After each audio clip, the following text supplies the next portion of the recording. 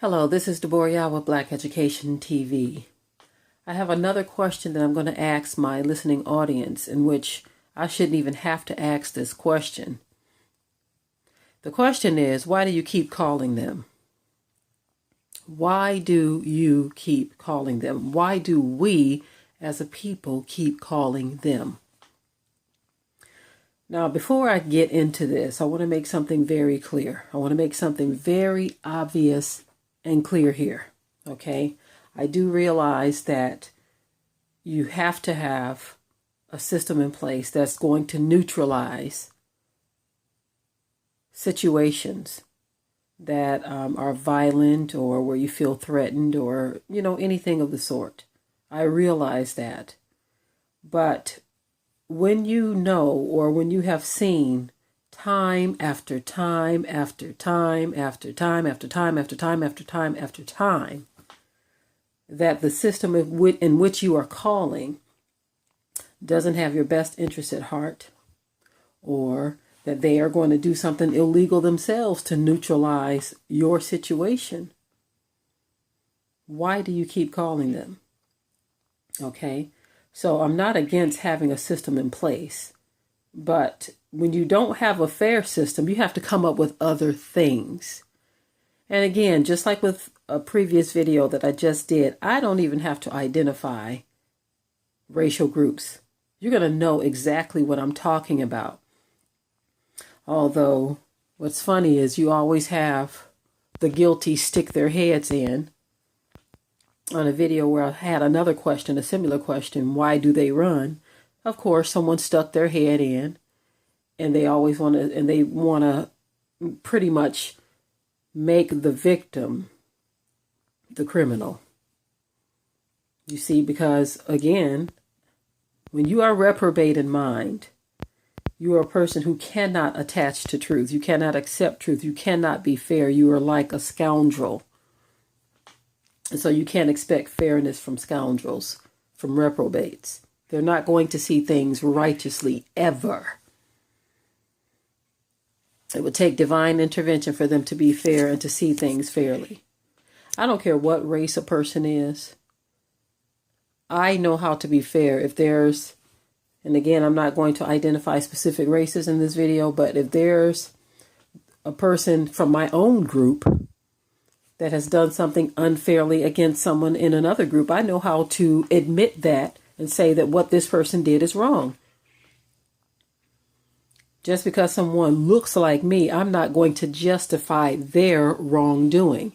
But you see, in this country, you have those who will see something very plain and clear right before their eyes. And because this person is from their racial group, they cannot say or admit that this person has done something wrong, wicked, evil, criminal. They will always deflect to something else. Back to my question, though.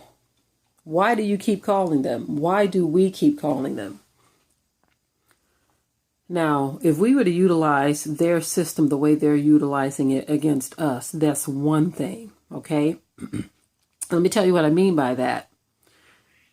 If you decide that there's a Becky or a Biff that is threatening you, calling you racial slurs, or doing anything that you feel could result in the end of your life, like the young man, I think it's Devontae Ortiz, who was shooting off fireworks. And I'll probably talk about that story later. But he was approached and met his demise at the hands of someone who lied and said that they felt threatened by this young man. So they always use the lies because they believe that the system is going to favor them because of who they are and what they look like, you see.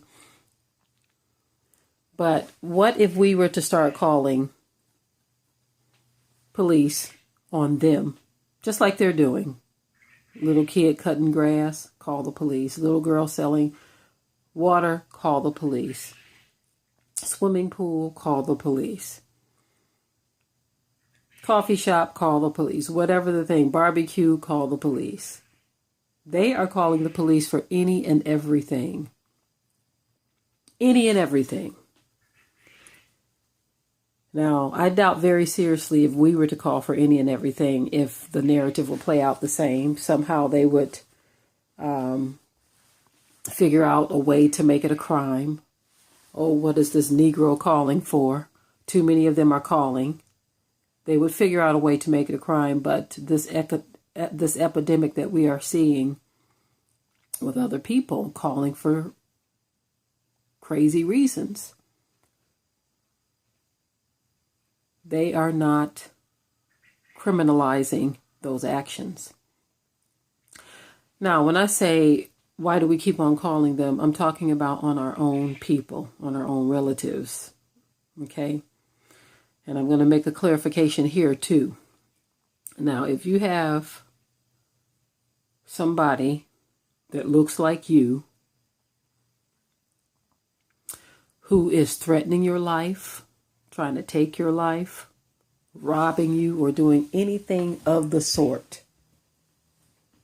you have to do what you have to do. If you don't have anything or a weapon to protect yourself, by all means, call the police. And if they get there and this person who's threatening your life, trying to kill you or rob you or whatever, or break into your house, and they look like you, if the police get there and take them out, so be it. They brought it on themselves. Okay, so I need you all to understand that I'm not saying not to call in situations like that. There was one video in particular that prompted me to make this video. It was where a mother was calling on her son. And someone shared this video with me on Facebook, and it was very disturbing to watch. Because the young man was in his house, and when they knock on the door, the mother very calmly walks out. And she said, "Oh, here he is. He's a schizo." He's behind her. She's calmly walking out. She didn't look like she was afraid of anything. He didn't look like he was making any jerking movements or anything of the sort. But he had a screwdriver in his hand. And within seconds, just because they saw the screwdriver, they started screaming, dropped the screwdriver, and just killed him. Didn't try to assess anything. Didn't try any other alternatives. Many people that in the comment section noted that they had tasers that they could have used if they really felt threatened. They could have used tasers, but they decided that they were going to use deadly force on a man who was just merely walking out of his own door. We don't know why the screwdriver was in his hands. His mom said, "Oh, he's a schizo," very calmly. She didn't say, "Oh, he's a schizo, I'm afraid." She just very calmly walks out the door. He's behind her, as if they were going somewhere. The police are there, and then boom, they just open fire. Now, I don't know why the mom called them. This is why I'm asking, why do we keep calling these people? They've done this before. This has been played out before. Where they get there, they don't assess anything. Tamir Rice, prime example.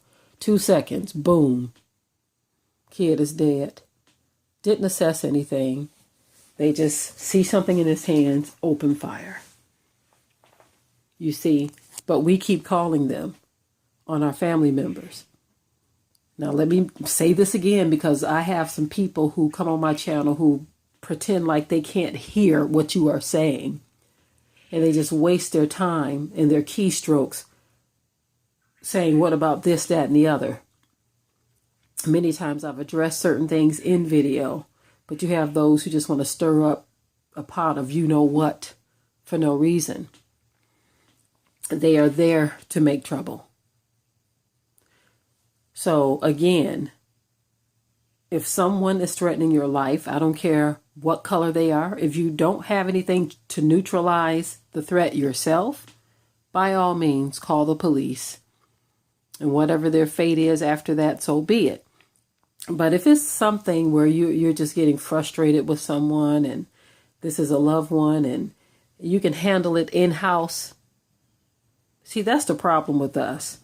We don't know how to handle our situations in-house. That is the problem with so-called black people. We have become so dependent on this system to where we can't pull together a team of our own people, rational thinking people, fair thinking people, righteous thinking people. We can't pull together our own team within our communities and say, okay, I need 10 brothers, 20 brothers, 10 or 20 sisters to come together. We have a situation over at this address right here. This young person or this man or this woman is getting out of hand now. So I need to call in the forces within us to neutralize this situation. We have become so dependent on this system to where we can't even think that far ahead to neutralize our own situations, to where we have to call them. Then when they come in and shoot to kill without even assessing anything, as in the case of this woman who said, told the police, oh, he's a schizo, calmly tells the police that her son is a schizo. And they kill him. And she says, oh, they killed my baby. They killed my son. You can hear in the background talking about how they killed her son. I feel like this, yet again, is one of those catch-22 things. We feel like, okay, there's a system in place. If my son is acting a little schizo, let me just call them. They can calm him down. No, they don't. They're not interested in calming your son down. They want to eliminate him. That's the problem that we keep forgetting. We keep forgetting that their goal is to eliminate you. And when you give them an opportunity by calling them, because we are so pathetic, we can't neutralize our own situations.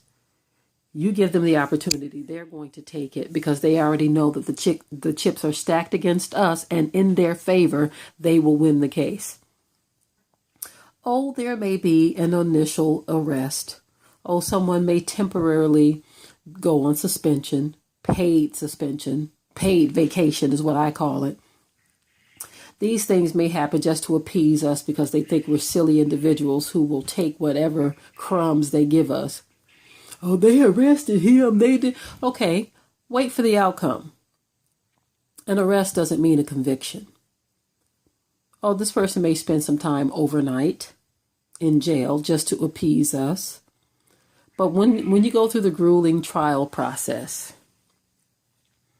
how many of them actually do time? Now, what's funny is you will have those racist people that will compile a list of one or two that did, and they'll forget that there are thousands of others that did not, and they will use that as proof. The two that did or may have gotten convicted for their crime. Oh, here's proof that the system is fair. In which some of those cases are like slam dunk. You cannot deny that a wrongdoing has taken place. You see, as in many of these other cases too, but I guess it depends on the area as to whether or not they're going to say, look, I'm going to do what I'm going to do because I will not have one of my own going to jail or prison for taking out one of them. So even if the evidence is just stacked beyond measure, there are some cases where they just don't care.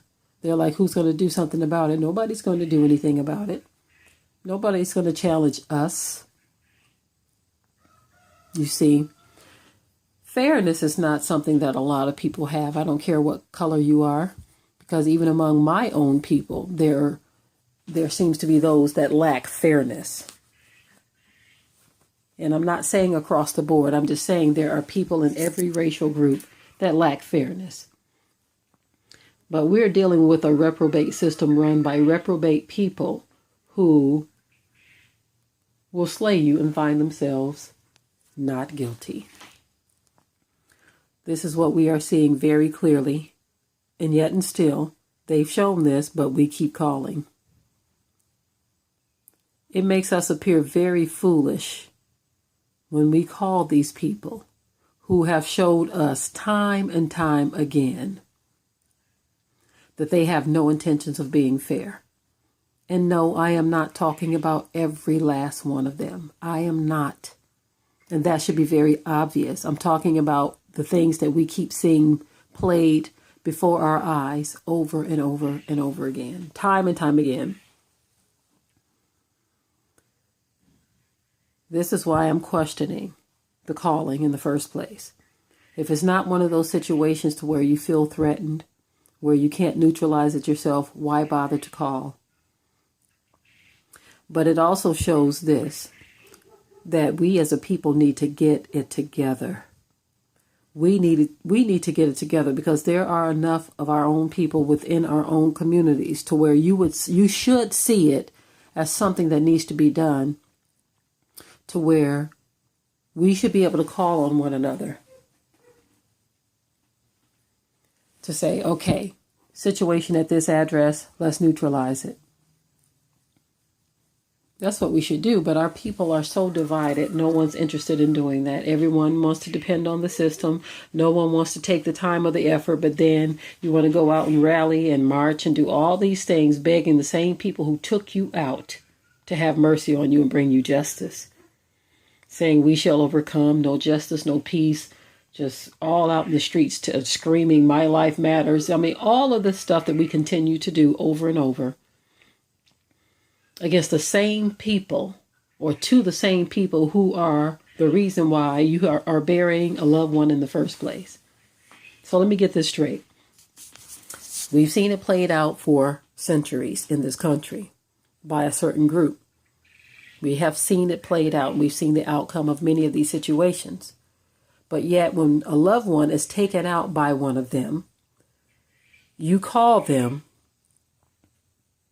to give you justice. You beg them, you ask them, give you justice. And you tell them, look, my life matters. Our lives matter. We're protesting peacefully because we need you to know that our lives matter, even though they keep telling you, no, it don't. Their actions are telling you, no, your life does not matter. But you yet and still call on them to bring you justice and peace. To be fair to you, to do right by you. As in the case where police come into a man's house, he's in his garage listening to music. Some Becky or Biff thought the music was too loud, and they were actually in transit picking up someone from school, and they were going to head out, but they felt the need to call and say that the music was too loud. This man in his own garage, on his own property, in which you are allowed to carry a weapon on your own property in this cotton-picking country. But they get there and they decide, you know what? Because the guy decides, okay, I'm going to let my garage door down. So they shoot him through the garage door. He posed no threat to them, although in the minds of some that are reprobate, they fabricated in their own mind scenarios to where these poor police officers just felt so threatened by this guy behind a closed garage door. They felt that the person on the other side of the door had bionic eyes, because he looks like this. He has bionic eyes, and that he's going to be like a marksman with precision shot from a closed door where he can't even see them, that his bionic eyes was somehow a threat, and that they were going to zero right in and cause some type of harm to these officers. You'd be surprised what these people come up with to justify murder. You'd be surprised what they come up with in their own minds.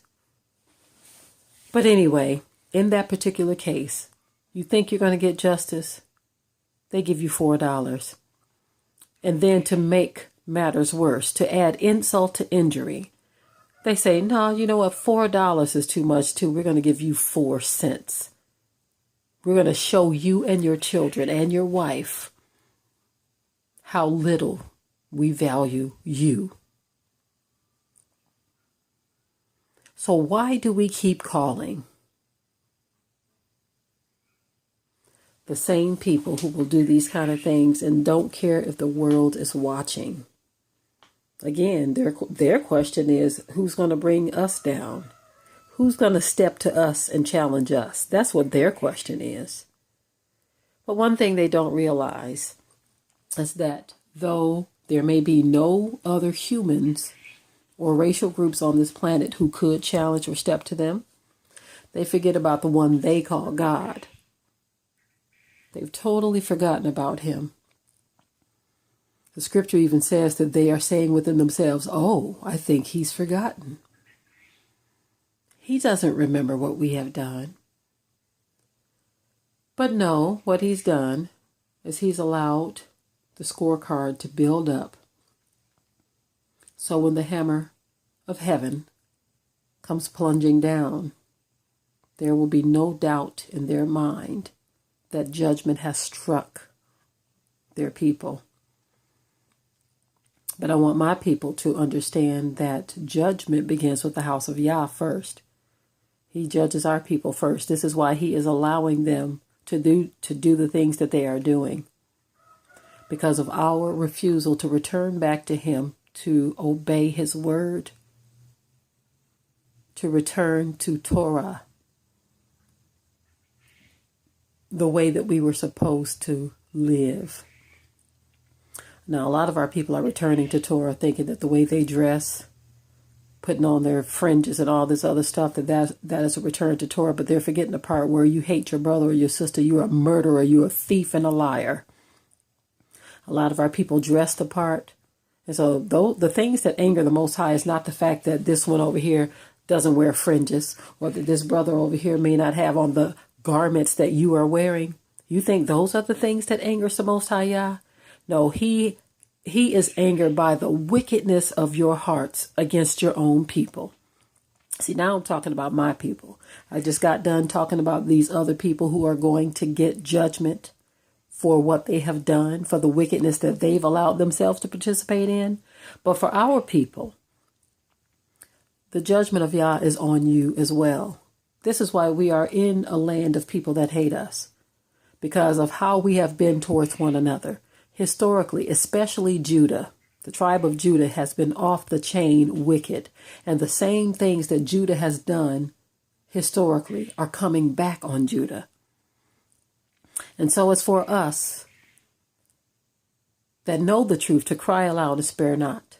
Judah, the things that you see happening and taking place against you right now are the punishment of Yah upon you for the wickedness of your heart. You can dress that body up all you want. You can say all the Shabbat Shaloms. You can go to every event and have all the feast that the Most High told you not to have in the land of your captivity, or not to have it in the place that you choose, but the place that he chooses. You can do all that stuff all you want. In which we argue, or we get people all the time who come at us and say that we are teaching people wrong about the feast. No, we're teaching you what the word says about the feast. And we simply observe the feast because we know that we cannot keep certain feasts outside of the land which Yah has chosen, as he clearly stated. But yet we go through these contentions. People come at us every year with the same mess because they refuse to accept what Yah has said. They are establishing their own righteousness. But you think that keeping the feast as you do it, not in accordance of the law, you think that dressing the part and having your little celebrations, observing Shabbat and eating clean or whatever it is you think you do to be reattached to your culture, you think that's enough. But you forget, just like he's judging the wicked, or he's going to judge the wicked, you forget that hate and malice you have in your heart against your own people.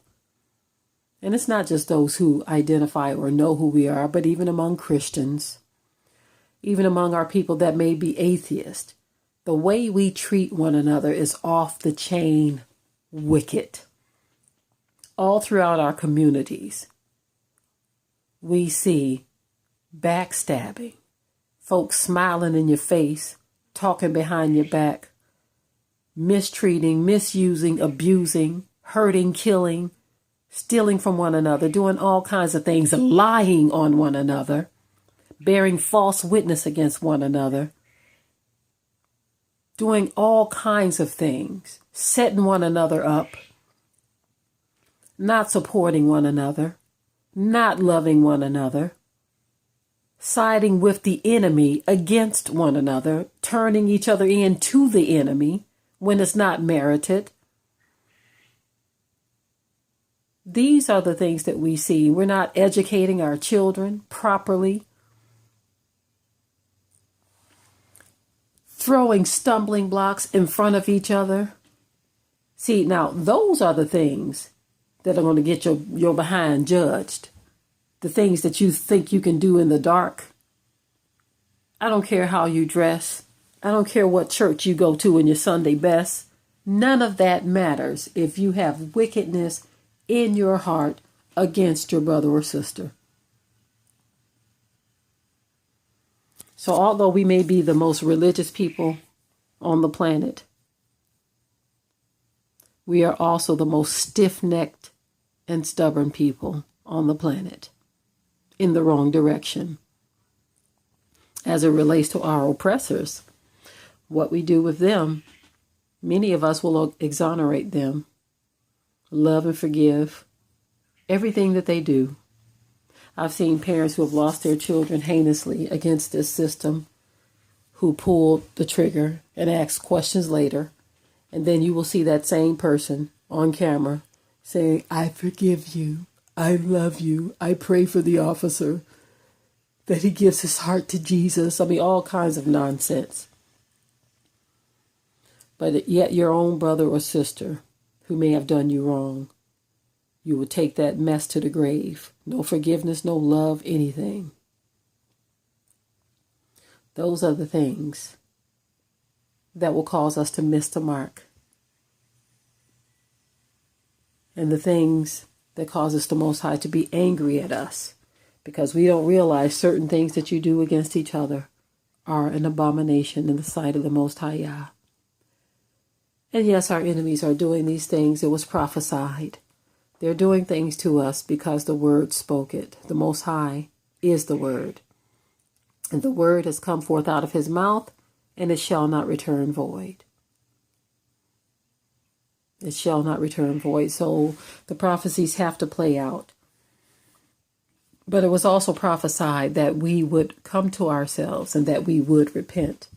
So as fast as we can, that's what we need to do, family. And I believe the escalation in things that we see happening to our people is going to cause that repentance. Because we're going to get to the point where we are going to cry out.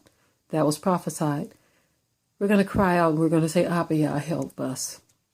We give up. We can't do this alone. But before that happens, the Word did say he's going to purge out some rebels. And the rebels are not who you think they are, family. So all I can say at this point is we need to get ready, get our hearts right. And if you have other choices or options, stop calling the people that are your enemies to help neutralize situations in your house. If you can call somebody else, or if you can neutralize it yourself, do that, because it looks foolish to continue to make that call. All right, family, I'm out.